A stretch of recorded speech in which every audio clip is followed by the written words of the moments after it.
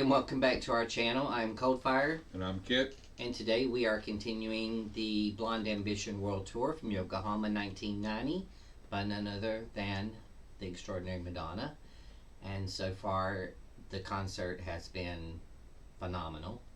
Her messages that she has been sending out are waking people up, and she has a platform to stand on, and she has the backup for it. So I think the next song on this one is Papa Don't Preach, which she was very chastised for that earlier in her career. I don't think that's a song she hasn't done that she hasn't been chastised for. Well, she opened the door. Alright, Now, she didn't open the door, she tore the door down.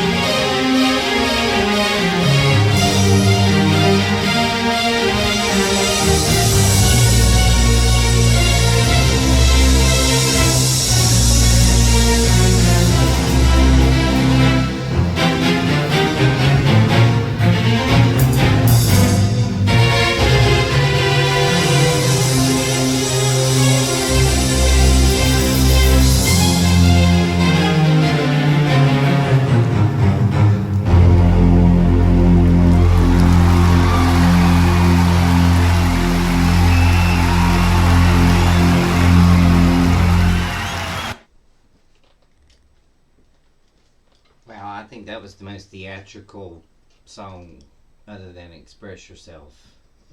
I don't know. I liked at the end. How she gave credit to her dancers. Well, she wasn't. I mean, the fill-in is what it was while she's getting changed. Did you see how quickly she went off the stage? Disappeared into like. I liked the fact I liked where they were all doing the ballets and stuff like that in between while she's getting ready for whatever she's going to be doing next. But yeah, that was. I like the way she does her fill-ins. You know, because a lot of times you don't even notice that she's gone. Yeah. So. Did you see where it kind of like went back and forth where I guess all the dancers were supposed to be representing the church, I guess, and they were pushing her away, and then she was trying to go to each I person guess for what love I and guess for what she's acceptance. doing now, or she was, you know, each one was her father or friend, or you know, that were pushing her away, you know, because she was pregnant. But I remember when I first heard the song, I honestly thought it had to do with I'm keeping my baby as far as her boyfriend or you know whatever, but I didn't realize it was about that she was pregnant. Yeah, there's a whole thing on that where they said that half of religious people was praising her for keeping the baby and not having an abortion.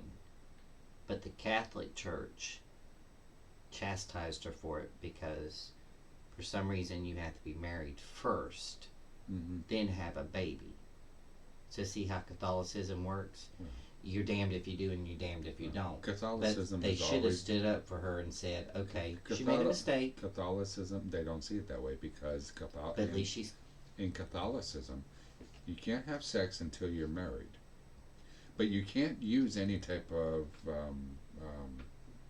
condoms or birth control because that's a big no-no. Well, that wipes out 75% of the population. Whether you're married or not, you can't use birth control when it comes to Catholicism. You can't have abortions with Catholicism. And basically, you have to remain abstain from any type of sex until you're married. And God forbid you marry the wrong person where you don't enjoy the sex. Then because divorce is considered. You can't divorce once you divorce someone, you're. Oh yeah, It's you're automatically supposed to be sent to hell. There's no forgiveness for it. So. Like in most of Christianity, which I think to me, is kind of hypocritical. Divorce. If you think you can sin 6 days out of the week and then go to church on Sunday and you're forgiven for everything. And then after what I'm going to say, and then we're done with this conversation when it comes to Catholicism. Because, I used to be Catholic and I no longer am. But you can get divorced, if I'm not mistaken. You can get divorced for certain things. Abuse. But you have to go before. Correct. But if you get a divorce, you're not extradited from the church. You just can't accept the Holy Sacrament. Yeah. So you can't accept the body of Christ. Which and therefore they say that's the reason why you can't. Be pure. So, yeah, it's all, excuse my language, people, but ass backwards in that. But anywho. Yep. All right, that was the incredible performance of Papa Don't Preach, and I think that she done a superb job on that, especially. I think we preaching too much. Especially for the way she let her dancers do. It was kind of like watching a Broadway show, if you. And I am not into Broadway hardly.